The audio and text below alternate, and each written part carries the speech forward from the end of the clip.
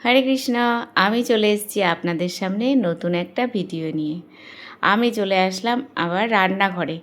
ভগবানের ভোগের রান্না করতে হবে, সকালে আমরা প্রসাদ পাবো, তো সেই প্রসাদের আয়োজন করছি।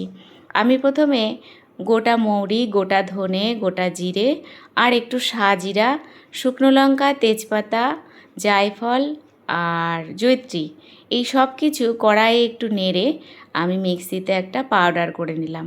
এই পাউডারটা আমি যখন ভোগের রান্না করি, রসার যে আইটেমগুলো হয় সেই আইটেমগুলোতে আমি এই মশলাটা ব্যবহার করি।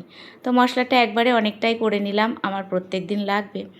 আর এখানে আমি তেল গরম হয়ে গেছে, 5 ফোড়ন আর কাঁচা লঙ্কা, আদা ফোড়ন দিয়ে আমি এই যে সেদ্ধ করে রাখা আলু দিয়ে লবণ হলুদ দিয়ে নাড়াচাড়া করে জল দিয়ে ওই ভাজা মশলার গুঁড়ো আর একটু মিষ্টি হওয়ার জন্য গুড় দিয়ে আমি এই আলুর সবজিটা বানিয়ে নিলাম। এবার বানাবো আমি খাস্তা কচুরি। তো ময়াম দিতে হবে, ময়দা নিয়ে নিয়েছি, তার মধ্যে তেল, লবণ, একটু চিনি আর দিলাম একটুখানি জোয়ান দিয়ে আমি ভালো করে ময়দাটা ময়াম দিয়ে নেব। এই যে হাত মুট করলে এরকম শক্ত হয়ে থাকবে, তবে বোঝা যাবে যে ময়াম দেওয়া হয়ে গেছে। তারপরে এই যে বিউলির ডাল আমি সারা রাত ভিজিয়ে রেখেছিলাম, সেটা জল ঝরিয়ে কড়াইয়ের মধ্যে তেল, কাঁচা লঙ্কা, একটু জিরে আর আদা বাটা, লবণ হলুদ দিয়ে আর ওই ভাজা মশলার গুঁড়োটা দিলাম, দিয়ে অনেকক্ষণ নেড়ে নেড়ে ঝরঝরে করে ভেজে নামিয়ে নিলাম, কারণ এটা মিক্সিতে পাউডার করতে হবে। তো এই যে মিক্সিতে আমি পাউডার করে নিলাম। তো এটা হয়ে গেল ওই কচুরির পুর।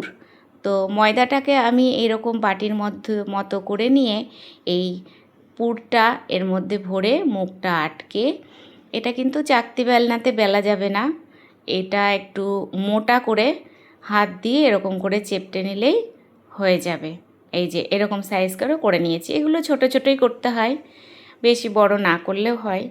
তো গ্যাসটা একদম ছোট করে হালকা আঁচে এরকম অনেকক্ষণ ধরে লাল করে ভেজে নিতে হবে, তাহলে ওপরের লেয়ারটা বেশ শক্ত হবে। আর তো আমি এইভাবে রেডি করে নিলাম আজকে সকালের মহাপ্রসাদ কচুরি আর আলুর সবজি। তো আজকের ভিডিওটা এ পর্যন্তই, দেখা হবে পরের ভিডিওতে। হরে কৃষ্ণ, হরি বল।